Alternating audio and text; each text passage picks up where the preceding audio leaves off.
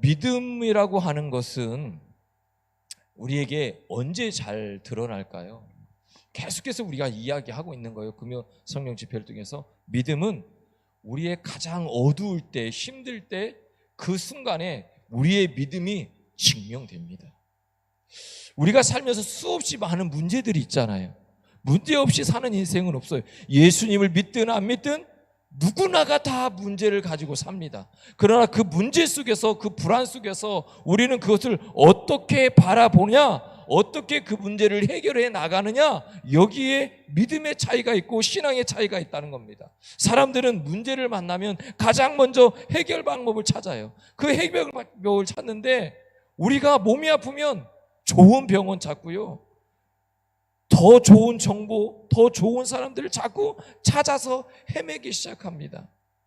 그런데 예수님은 우리에게 뭐라고 말씀하냐면, 문제보다 우리가 해야 될 게 뭐냐면 믿음으로 볼 수 있는 믿음의 눈이 열려야 된다는 겁니다. 오늘 저나 여러분에게 이 믿음의 눈이 열리기를 주의 이름으로 축복합니다. 오늘 본문은 두 맹인이 등장합니다. 그들은 앞을 본다 못 본다? 어렵지 않죠? 네. 맹인이에요. 앞을 보지 못하는 사람입니다. 그러니까 단순히 앞을 보지 못하고 시력을 잃은 사람으로 끝나는 것이 아니라, 그들이 앞을 보지 못할 뿐 아니라 가난하고 사람들에게 무시당하고 그 그룹, 그 사회에서 뭐하죠? 버림받은 존재로 지금 살아가고 있는 거예요. 그들에게 무슨 희망이 있겠습니까?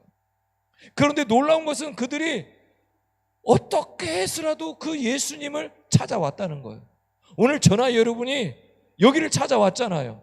우리 아이들이 성막했어요. 제가 이거 뛰어가려고 하더라고요. 이게 성막의 휘장 모습이거든요. 그래서 뛰어가지 말라고 그랬어요. 내가 우리 붙이겠다고. 그래서 제가 다시 붙였는데 너무 마음에 들어요. 색이 바랄 때까지 달아놓을 거예요. 그래서 설명을 한 거예요. 사랑하는 성도 여러분, 우리 아이들이 성막에 대해서 나눴는데요, 예수를 믿는 사람이 우리의 교회 입구에 들어오는 거예요. 하얀 문 열고 들어오는 거예요. 우리 교회를 들어오면 그때부터가 어디예요? 뜰이에요. 성막 뜰이란 말이에요. 성막뜰은 그냥 들어와요? 아니에요. 성막뜰에 들어오기 전에 입구에서 뭐 하죠? 재물에 흠이 있는지 없는지 검사한단 말이에요. 흠이 없어야 그 문을 들고 들어오는 거예요. 오늘 저나 여러분이 오늘 순창 베델교회 금요 성령 집회에 들어올 때 검사 받았어요? 안 받았어요? 흠이 있는지 검사 받았어요? 안 받았어요? 검사 앞으로 해야 되나? 검사해서 흠이 있으면 못 들어오게 해야 되나? 흠이 없어야 교회 뜰에 들어오는 거예요. 교회 뜰에 들어왔어요. 우리 교회가 정말 감사한 게 동쪽에서 서쪽으로 들어오잖아요. 성막이 그렇게 되어 있습니다. 동에서 서로. 그래서 동에서 서에 멀다고 이야기하잖아요. 그 먼 게 죄의 모습을 해결받은 게 그만큼 멀다는 얘기를 성경이 하는 거예요. 그래서 우리가 들어오잖아요. 아무튼 뭐 우리가 흠이 있든 없든 아무튼 뜰 안에 들어왔잖아요. 성막에 들어온 거예요. 들어와서 저 문을 통하고 들어오는 데가 뭐냐면, 그 전까지 뭐가 있어야 되냐면 번제단이 있단 말이에요. 태우는 번제단. 그 전에 뭐 하죠? 재물을 잡아요. 내 죄를 전가하고 재물을 잡아요. 잡아서 문을 통과하는 순간 우리는 어디로 들어온 거예요? 지금 성소에 들어온 거란 말이에요. 성소에 들어와서 우리가 이곳에 우리 이순희 집사님이 있는 쪽에는 뭐가 있어야 돼요? 뭐가 있어야 돼? 예서가 뭐가 있어야 돼? 야, 이틀도 안 지났는데, 하루 지났는데 뭐가 있어야 돼요? 오른쪽에는 떡상이 있어야 됩니다. 들어오면 떡상이 12 그 떡상이 있어야 돼요. 12지파를 이야기도 하지만 우리에게 생명의 말씀을 이야기하는 거예요. 그럼 맞은편에 뭐 있어야 돼요? 우리 가영이 있는 쪽에는 금초대가 있어야 돼요. 금초대.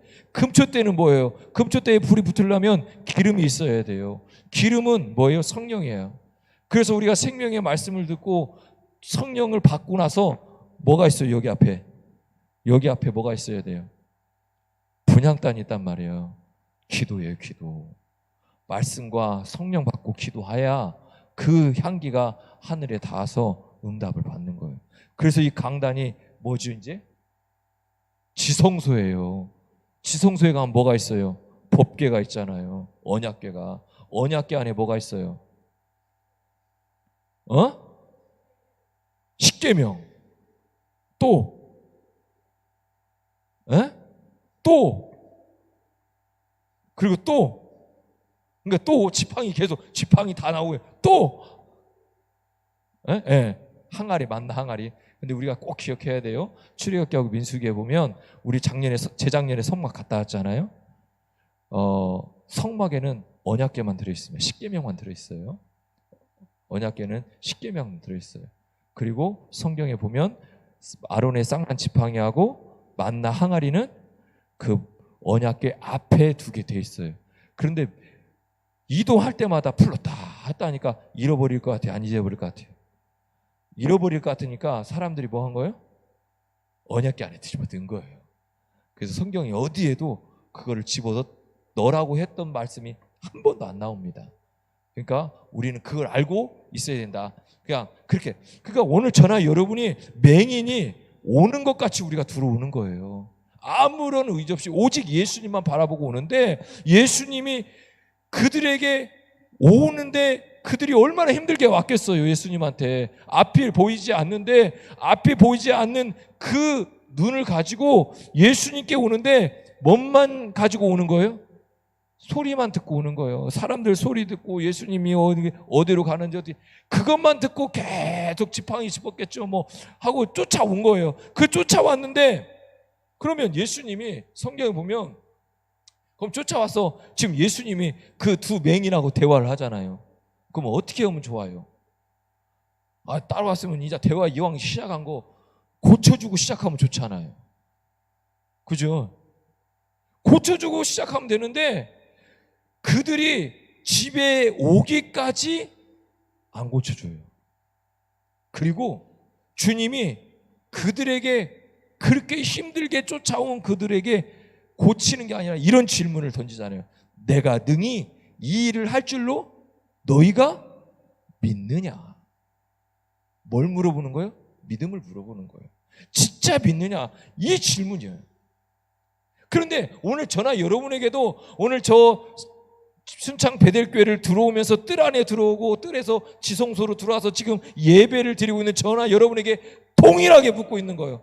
오늘 저나 여러분은 이 시간에 주님께서 나에게 은혜 주시고 성령 주시고 충만하게 하시고 깨닫게 하시고 내 삶을 변화시켜 줄 것을 믿습니까? 지금 저나 여러분에게 묻는 거예요. 맹인에게 묻는 것처럼 정말 너희는 나를 믿느냐라고 묻고 있는 겁니다. 그래서 오늘 주님이 우리에게 원하시는 믿음이 뭔지를 우리에게 분명히 이 두 맹인을 통해서 하고 싶은 거예요. 그게 뭐냐면 자 27절을 읽겠습니다. 자, 자, 제가 넘겨봐. 자, 27절. 자, 시작.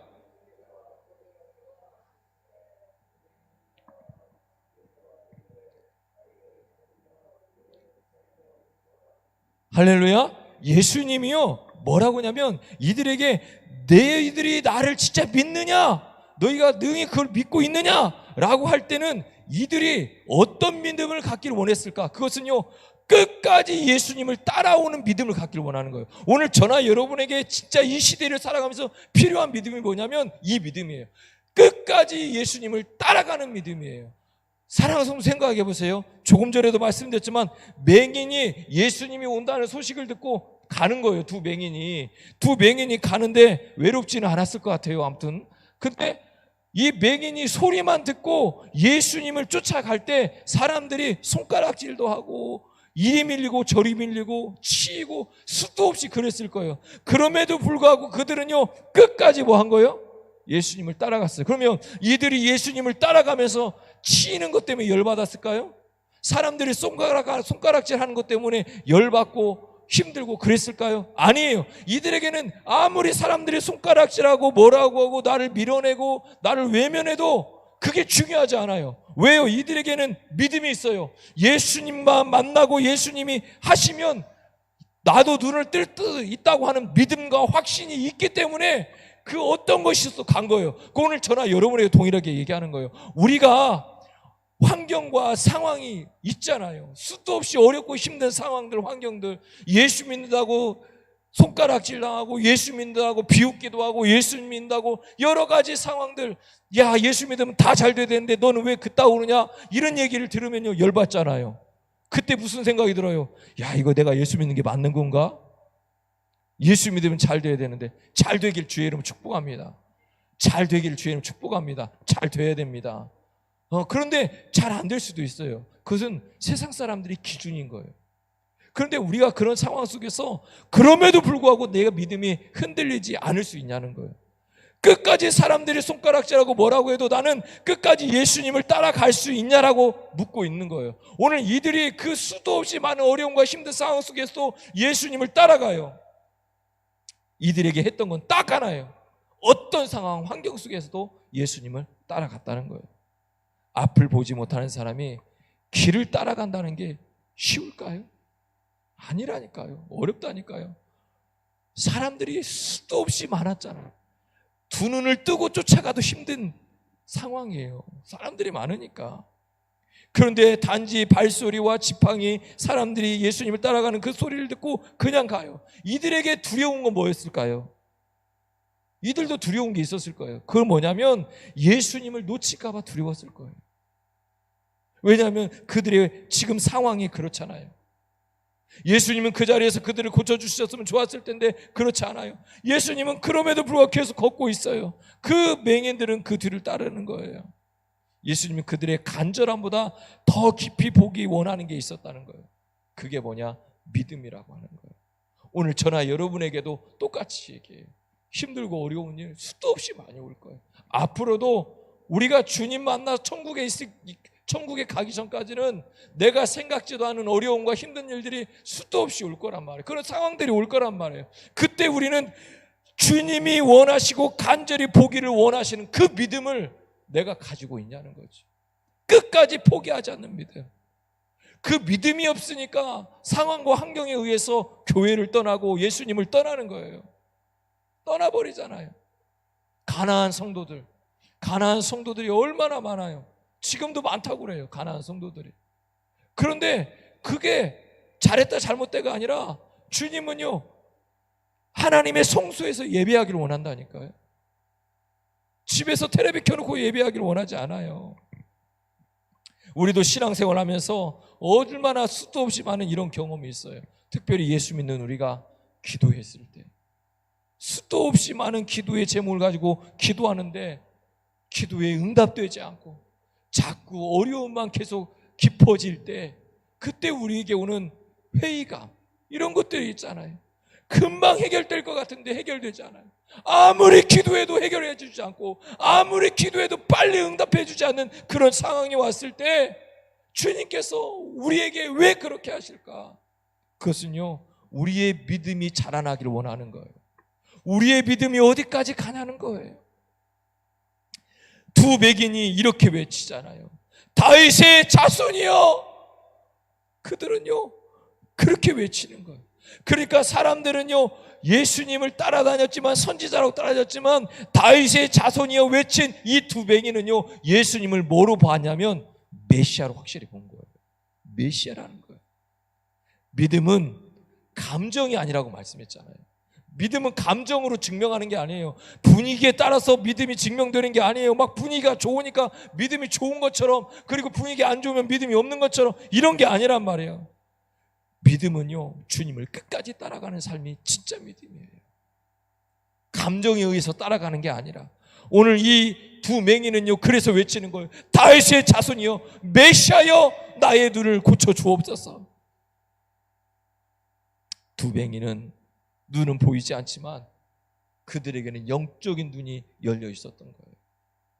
그래서 그들은 이 예수님이 약속하신 메시아라고 하는 것을 확신하고 있는 겁니다. 세상은 볼 수 없는데 예수님을 볼 수 있는 영적인 눈.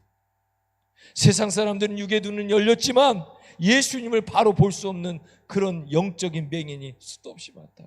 오늘 저나 여러분이 예수 믿고 1년, 2년, 막 10년, 20년씩 신앙생활 하면서도 내게 영적인 눈이 닫혀져 있다면, 내가 영적 맹인이라면 이게 힘든 게 어디 있냔 말이에요. 오늘 저나 여러분의 영적인 눈이 열리기를 주의 이름으로 축복합니다. 그래서 진정한 믿음은 환경이나 상황을 보는 것이 아니에요. 진정한 믿음, 진짜 믿음은 뭐예요? 예수님을 바라보는 거예요. 어떤 상황과 어떤 환경에서도 예수님을 바라보는 사람이 진짜 믿음의 사람이라는 거예요. 문제를 만나면 문제를 보는 것이 아니라 누굴 봐요? 예수님을 보는 거예요. 내가 힘들고 병들었다 할지라도 내 병세를 보는 게 아니라 누굴 봐야 돼요? 예수님을 바라봐야 돼요. 내 통장을 열어보니까 영원이야. 그럼 뭘 봐야 돼요? 은행을 쳐다봐야 되나요? 로또를 사야 되나요? 예수님을 바라봐야 돼요. 통장 잔고가 중요한 게 아니라 예수님을 볼 수 있어야 돼요. 현실은 힘들고 어렵지만 그 상황 속에서도 예수님을 바라볼 수 있는 눈, 사람들을 보는 것이 아니라 예수님을 바라볼 수 있는 눈이 열려야 돼요. 우리가요, 사람을 보고 현실을 보고 통장을 보고 환경을 보니까 자꾸 교회가 싫어지는 거예요. 교회는요, 멀쩡한 사람이, 옆 사람 보세요. 뒷사람도 보세요. 멀쩡해요, 안 멀쩡해요? 교회는 멀쩡한 사람이 오는 게 아니에요. 멀쩡하다 생각하는 사람은요, 교회 안 옵니다. 멀쩡하다 생각하는 사람은 예수님 안 믿어요. 내가 육적으로든 영적으로든 부족하고 연약하다 생각하니까, 믿으니까 예수님 믿는 거예요. 그걸 해결해 주실 분이 주님이니까. 그래서 우리는 환경보다 예수님을 바라보는 게 진짜 믿음이에요. 베드로를 보세요. 베드로가 무리를 걸을 때 누구만 봤어요? 예수님만 봤어요. 그러니까 무리를 걷는 거예요. 오늘 저나 여러분도요, 예수님만 바라보면 무리를 걸을 수 있다니까요. 자, 나가서 걸어볼까요? 그런데 우리는 환경을 보잖아요. 베드로가 예수님만 바라볼 때는 무리를 걷다가 폭풍을 바라보는, 환경을 바라보는 순간 빠지는 거예요. 오늘 저나 여러분에게 주님 말씀하는 거예요. 예수님을 바라보면 우리가 무리를 걷는 베드로처럼 우리의 삶을 변화시킬 수 있는 거예요. 내가 하는 게 아니라 누가 하는 거죠? 주님이 하는 거예요. 그러니까 우리의 시선이 지금 어디에 가 있느냐가 중요하죠. 내가 문제를 보고 있느냐, 환경을 보고 있느냐, 상황을 보고 있느냐, 아니면 예수님을 바라보고 있느냐. 예수님은 지금도 저나 여러분에게 동일하게 말씀합니다. 얘들아, 끝까지 어떤 환경과 어려움이 온다 할지라도, 어려운 상황이 온다 할지라도 끝까지 나를 따라오겠느냐 묻고 있는 거예요. 오늘 저나 여러분 이 질문에 어떻게 대답할 겁니까? 끝까지 살아오는 사람의 결국은 주님의 은혜를 경험하는 거예요. 하나님의 뜻은요, 단순히 문제를 해결하는 게 있지 않아요. 예수님이 두 맹인을요, 그 순간에 고칠 수 있었어요. 그러나 고치지 않는 이유는 그들의 믿음을 통해서 그들과 함께하고 있는 많은 사람들에게 깨닫기를 원하는 거예요. 오늘 저나 여러분에게 하나님 말씀을 주셔서 그 말씀을 매일 묵상하고 있고 그 말씀을 주신 이유는 그 말씀을 듣고 보고 우리가 깨닫기를 원하는 거예요. 깨닫고 하나님이 하시고자 하는 말씀을 내가 나의 말씀으로 듣고 변화되기를 원하는 거예요. 문제를 통해서 예수님을 더 가까이 하고, 문제를 통해서 예수님이 이끄시는 삶이 어떤 삶인지를 가르쳐주고 싶은 거예요. 그래서 믿음은요, 포기하지 않는 거예요. 기도를 포기하지 않는 것, 예배를 포기하지 않는 것, 말씀을 포기하지 않는 것, 주님을 포기하지 않는 것, 주님을 끝까지 따라가는 사람이 결국 하나님의 역사의 한 페이지를 써가는 겁니다. 그래서 오늘 저나 여러분이 끝까지 하나님을 따라갈 수 있는 믿음을 소유하기를 주의 이름으로 축복합니다. 두 번째는요, 읽겠습니다. 28절. 자, 시작.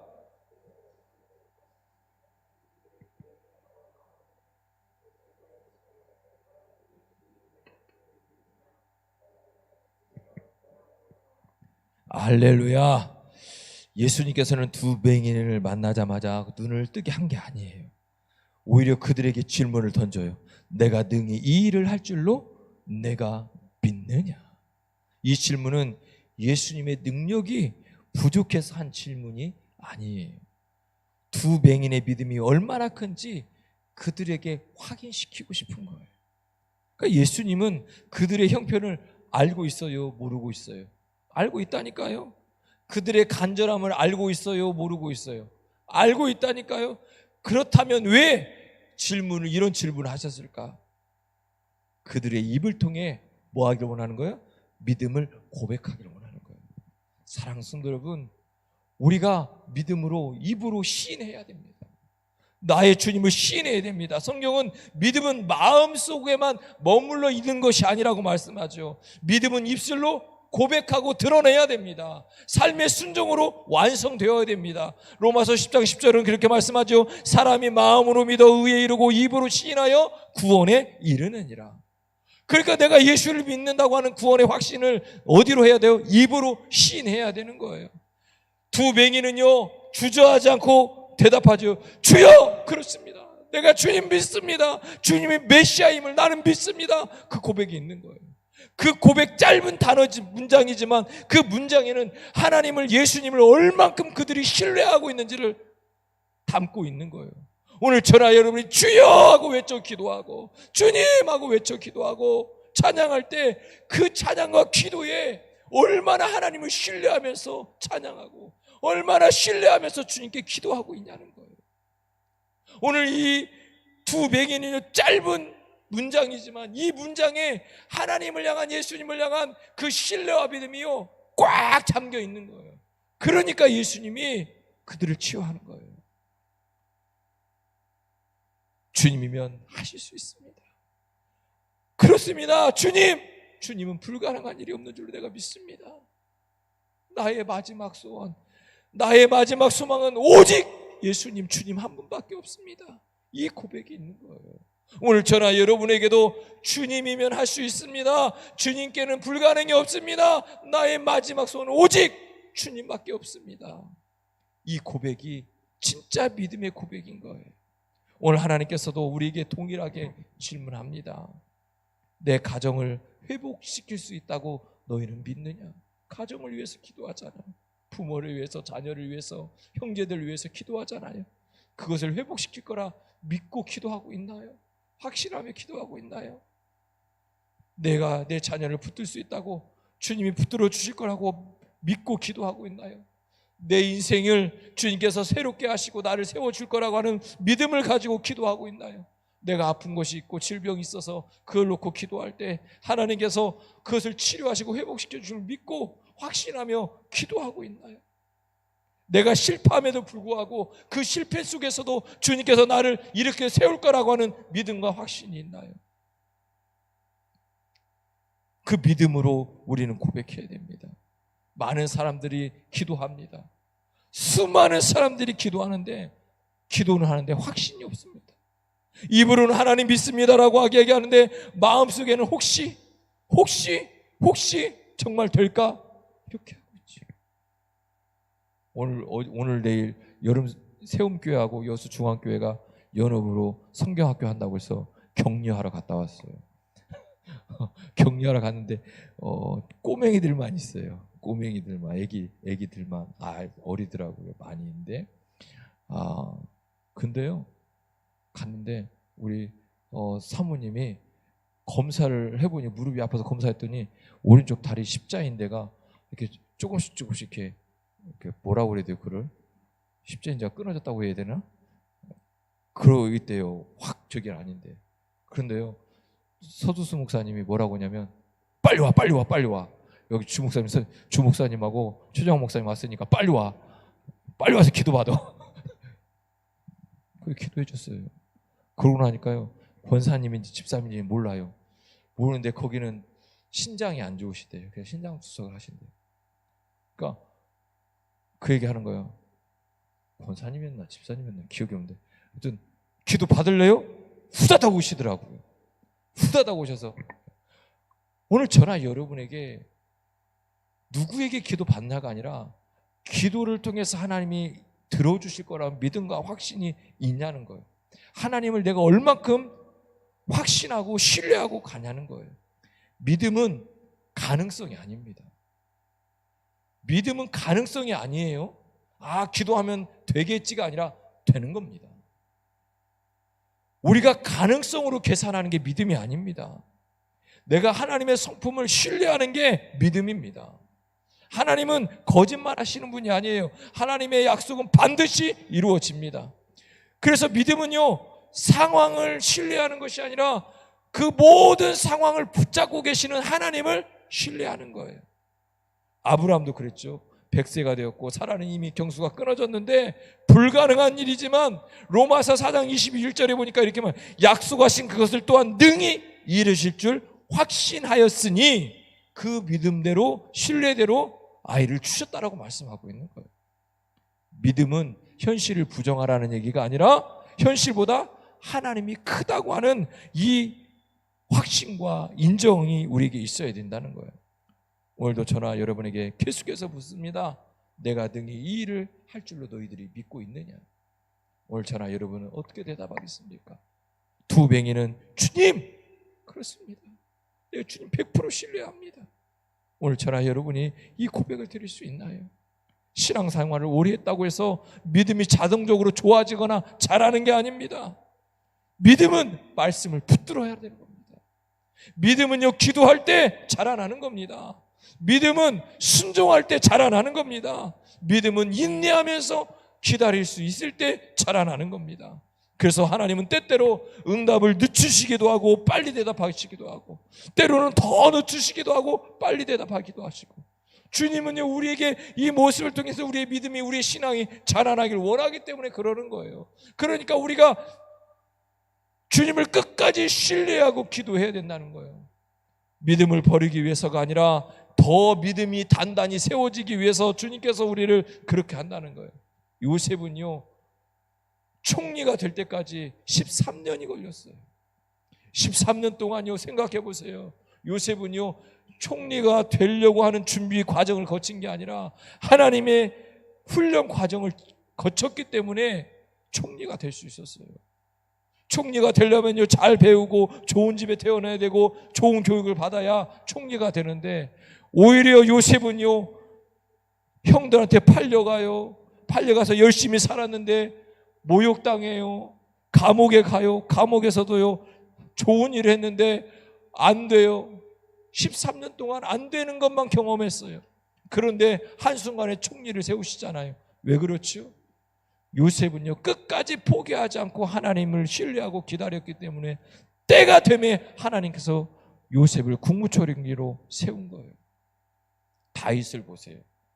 다윗은요, 꼬마 때, 어렸을 때 기름 부음 받았잖아요. 그렇죠? 아니에요? 목동이었을 때 형들한테 치여서 그것도 못할 것 같은데 하나님께서 그를 불러오라고 해서 그가 기름 부음 받았어요. 기름 부음 받을 때 사무엘도 성경에 보니까 왕으로, 다음 왕으로 세웠다는 거예요. 그런데 왕으로 기름 부음을 받았는데 뭐 하죠? 뭐예요? 다윗하고 싸워서 이겼는데도 불구하고 쫓겨다녀야 되고 생명의 위협을 당해야 되고 수도 없이 많은 시간과 세월 동안 그렇게 다녔어요. 그 오랜 동안 도망자로 살다가 뭐였죠? 왕이 되잖아요. 왜 그랬을까요? 그는요, 그 힘들고 어렵고 그 도망자 목숨을 잃을 수 있는 그 상황 속 끝까지 하나님을 신뢰했고 하나님의 때를 기다렸단 말이에요. 하나님의 때가 되면 상상하지 못한 일들이 일어나는 거예요. 그런데 그 중간에 무너져 버리면, 우리가 하나님을 신뢰하지 못하고 하나님을 떠나고 교회를 떠나고 믿음 생활을 떠나면 안 되는 거예요. 다윗을 왕으로 세우려고 하나님께서 세워서 그 과정을 거치고 있는데 그 중간에 다윗이요 떠났다고 한다면, 예수님을 믿지 않고 신뢰하지 않고 떠났다고 한다면 하나님은 다른 사람을 세웠을 거예요. 그런데 다윗은 그렇지 않았기 때문에 그런 거예요. 아브라함도요, 하나님께서요 아브라함에게 야! 너 아들 줄 거야. 걱정하지 마. 내가 분명히 줄 거야. 천사들을 통해서 확신까지 줬어요. 몇 년 걸렸어요? 25년 걸렸어요. 25년 동안 기다렸다고요. 기다리다가 딴짓도 하고 사람의 방법도 하고. 그런데 아니라고 얘기하잖아요. 그건 내 방법이 아니야. 시간이 걸린단 말이에요. 기다림은요, 하나님이 침묵하는 것이 아니라 기다림은요, 하나님이 나의 믿음을 빚어가는 거예요. 좋은 그릇이 나오기 위해서는요, 뭐 하죠? 뭐예요? 그 도자기 만드는 사람이요, 만졌다 부셨다 이거 해서요, 거기에서 끝나나요? 잘 만들어졌으면? 아니죠.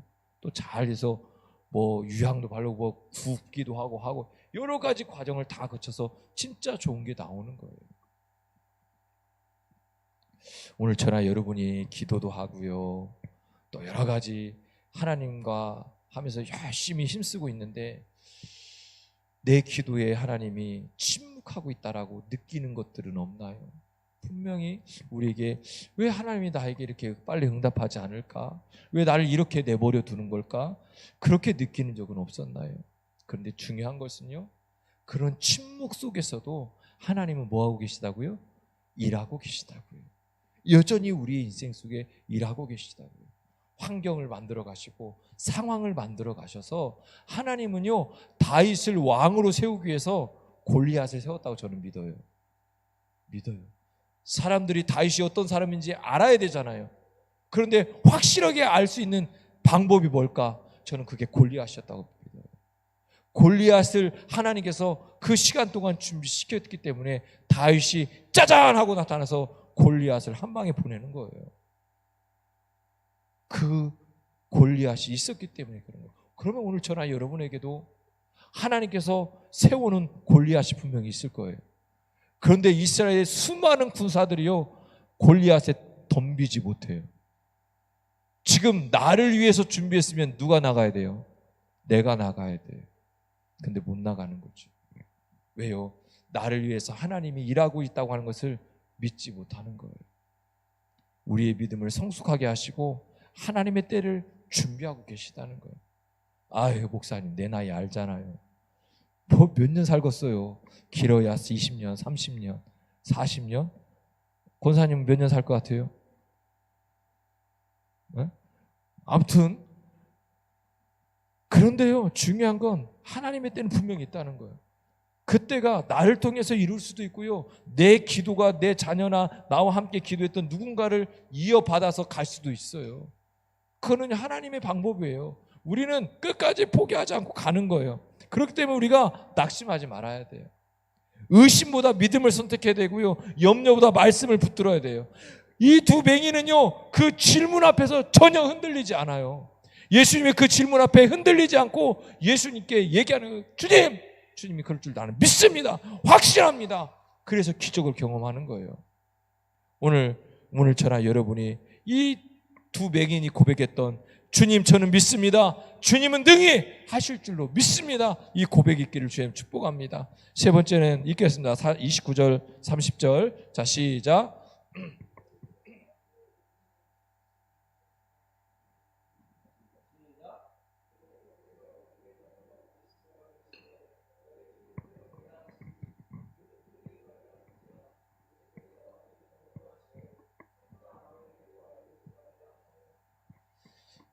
하나님은 이 과정을 통해서 우리의 삶을 통해 무엇을 하기를 원하냐면 하나님의 영광이 나타나기를 원하는 거예요. 그럼 하나님의 영광이 나타나기 위해서 필요한 게 뭐예요? 두 맹인이 눈을 떠야 되는 거예요. 그거는 오늘 저나 여러분에도 그런 거예요. 오늘 저나 여러분이 끝까지 포기하지 않고 주님을 따라가는 믿음, 그리고 주님이 할 수 있다고 하는 확신과 신뢰 가운데 포기하지 않고 인내하면서 어떤 상황 속에서도 끈질기게 나가면 주님께서 준비한 건 나의 삶을 회복시켜서 뭐 하기를 원하냐면 하나님의 영광이 나타나길 원하는 거예요. 그럼 오늘 저나 여러분이 기도하고 있는 그 기도의 제목들을 때가 되면 응답을 해주셔야 될까요? 안 해줘야 될까요? 해줘야 되는 거예요. 왜요? 하나님 영광 받으셔야 되니까. 하나님이 영광 받으셔야 되니까 해야 되는 거예요. 그러니까 하나님의 약속은 반드시 이루어진다는 얘기가 뭐냐면 바로 이런 거예요. 오늘 저나 여러분이 기도하는 기도의 제목을 포기하지 않고 기도하면 때가 되면 그걸 통해서 하나님이 응답해 주시고 그걸 통해 하나님의 영광이 나타나요. 야! 진짜 하나님이 살아계시구나. 너를 보니까 하나님이 그렇게 일하는구나 라고 하는 것을 세상 사람들이 고백할 수 있도록 우리를 만들어 주신다는 거예요. 그런데 그 과정 속에 오늘 첫 번째, 두 번째 과정이 필요하다는 거예요. 그거를 우리가 못하니까 이 하나님의 영광을 나타낼 수 있는 삶을 못 살아가는 거예요. 오늘 저나 여러분이 잘 돼야 되는 게 뭐하다? 당연한 거다. 우리가 축복받아야 되는 게 당연한 거다. 그런데 우리가 그것을 누리지 못하는 이유는 내 삶 속에서 지금 여전히 일하고 계시는 그 주님을 보는 게 아니라 그 일하고 계신 주님 봐야 되는데 환경이 어렵고 상황이 어렵고 힘든 일이 생기고 걱정과 근심이 생기고 문제가 생길 때마다 자꾸 거기서 무너지고 쓰러지고 좌절하고 포기하고 자꾸 그러니까 때가 지금 뭐 하는 거예요? 밀리고 밀리는 거예요. 밀리는 거예요.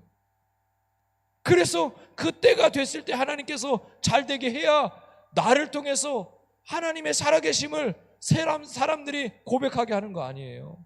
오늘 이 두 백인이 눈을 떠야만이 야 진짜 하나님이 예수님이 메시아구나 라고 하는 것을 뭐죠? 보일 수 있는 거예요.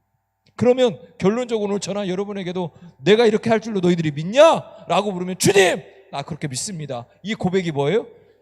끝까지 따라가고 인내하고 신뢰하고 포기하지 않고 계속 가겠다는 거예요. 흔들리지 않겠다는 거 어떤 상황 속에. 그러면 딱 그 순간이 됐을 때 뭐 하는 거예요? 하나님이 눈을 뜨게 하는 거예요.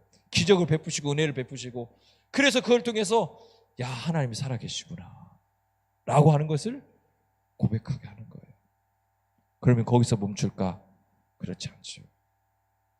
본문을 보면 예수님이 이 사람들에게 뭐라고 하냐면 야 너희들 눈 떴다고 소문내고 다니지 마. 그냥 조용히 있어. 조용히 있어. 왜 예수님이 그랬을까? 왜 그랬을 것 같아요? 아니 기적을 행하시고 눈을 떴는데 아니 사람들한테 가서 알려야 예수님이 올라올 거 아니에요. 근데 알리지 말라고 하는 거죠. 알리지 말라는 거. 왜 그랬을 것 같아요? 한번 생각해 본 적이 있을까요? 왜 그랬을 것 같아요? 그건요 방향 때문에 그래요. 방향. 오늘 저나 여러분에게 주님은 예수님을 믿고 예수님을 붙들고 우리가 믿음대로 살아갈 때 우리가 방향이 어디를 향하고 있냐가 중요한 거예요. 그들에게 눈을 뜬 것 때문에 가서 소문내는 게 아니라 내가 주님을 바라봄으로 말미암아 주님만 따라갔더니 주님께서 일하셨다고 하는 주님이 나타나야 되는데 사람들은 그걸 보면서 와! 눈 떴어. 아니 이런 일이 일어날 수 있어? 눈 뜬 거에 집중합니다. 눈 뜬 거에 집중해요.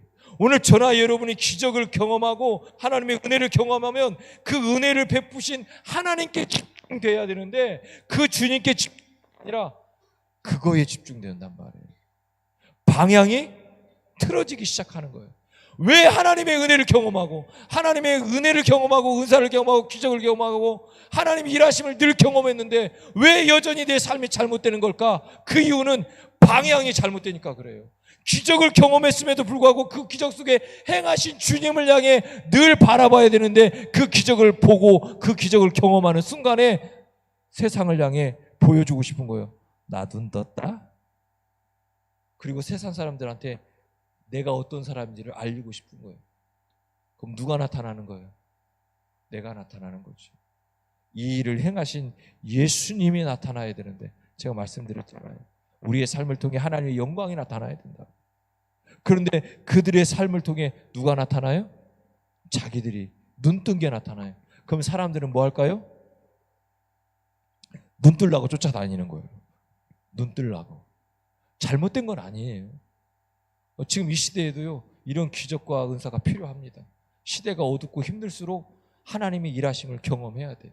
그런데 그 경험이요 눈 뜨기 위해서 오느냐 아니면 하나님을 믿고 신뢰하기 때문에 오느냐 완전히 다르잖아요. 방향성이 다르잖아요.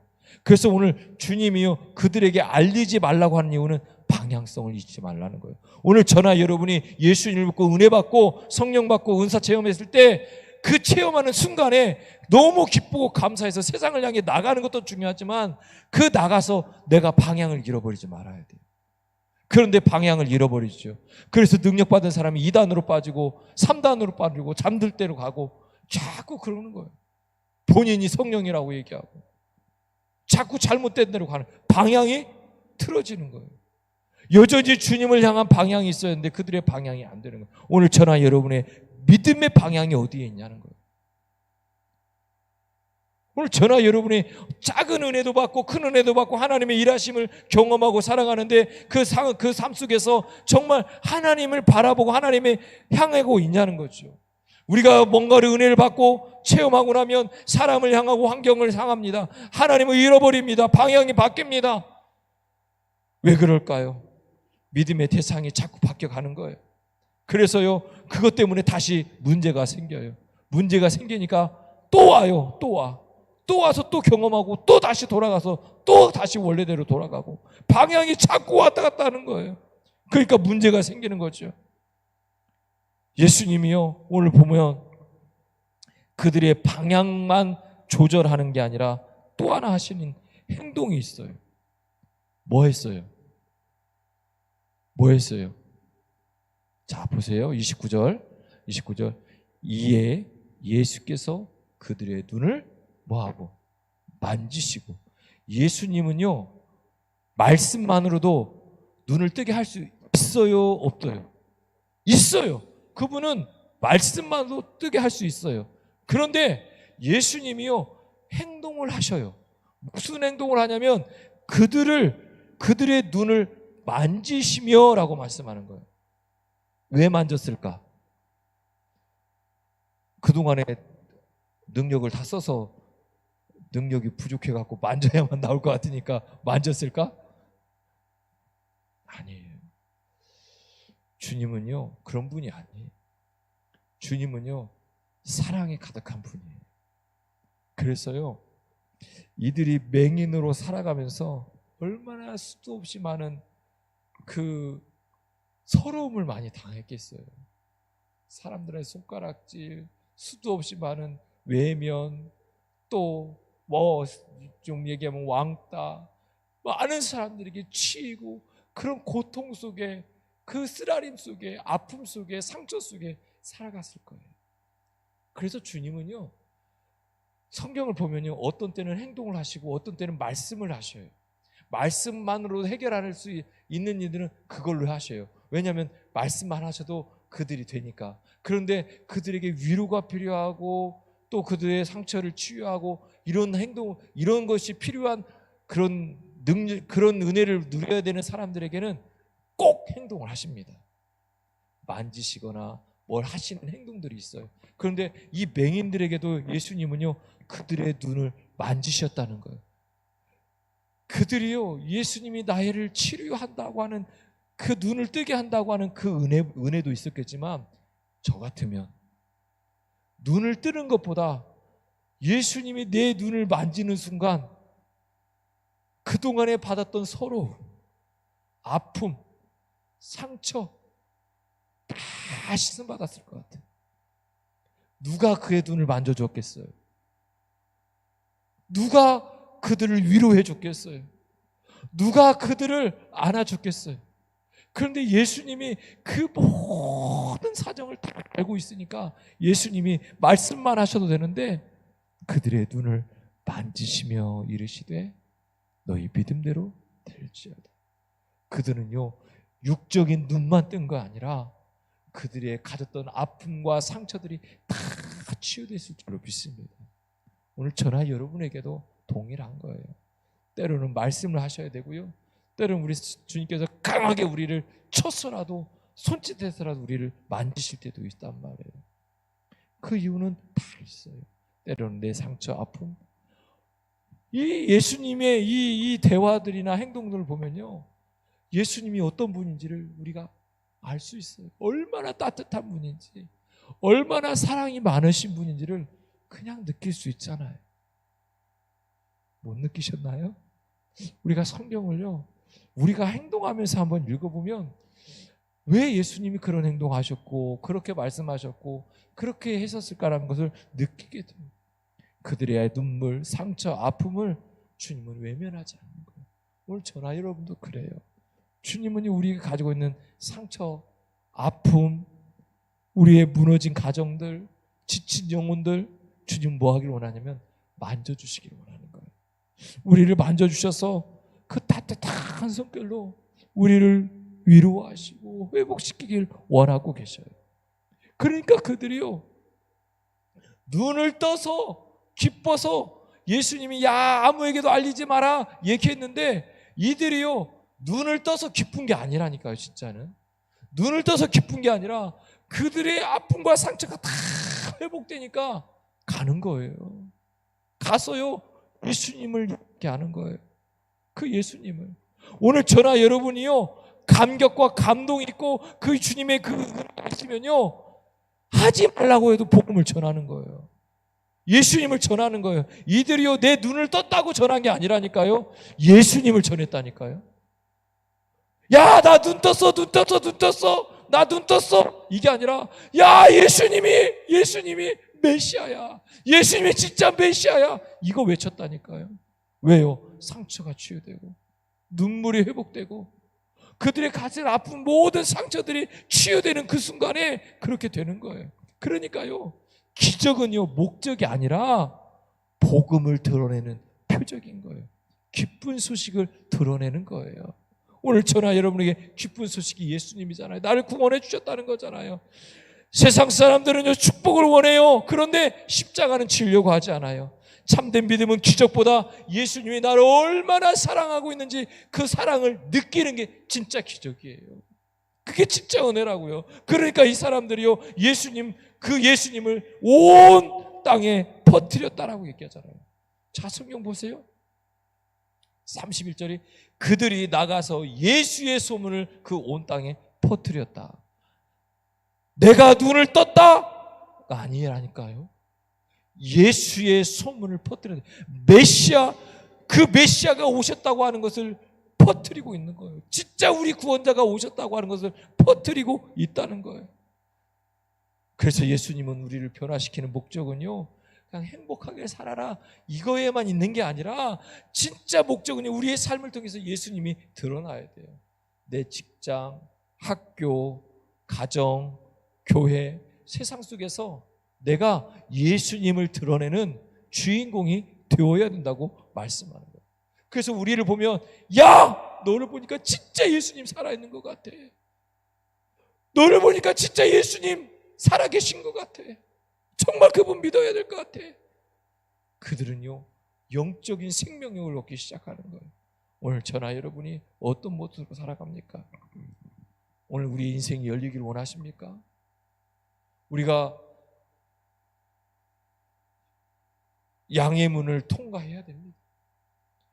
그러기 위해서 우리에게 필요한 것은요 다른 게 아니에요. 믿음이라고 하는 거예요. 흔들리지 않는 끝까지 하나님을 따라가는 끝까지 하나님을 신뢰하는 믿음이 우리의 인생을 열어주는 겁니다.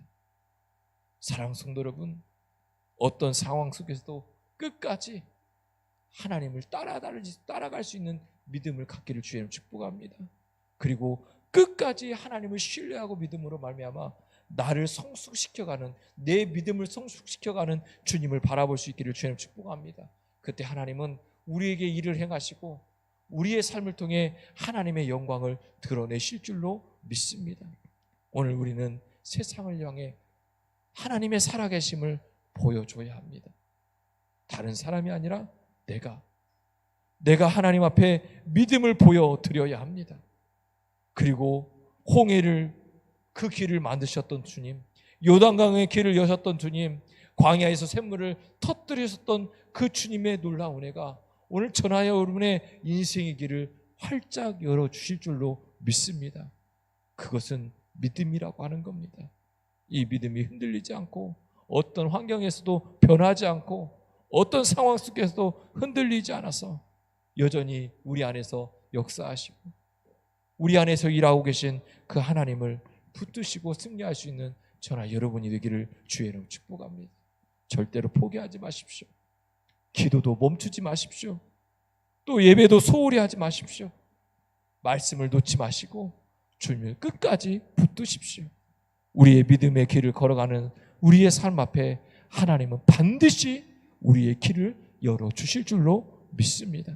오늘 그런 믿음의 길을 여는 저나 여러분이 되기를 주의 이름으로 축원합니다. 오늘 우리가 이 시간 함께 기도하길 원합니다. 주님,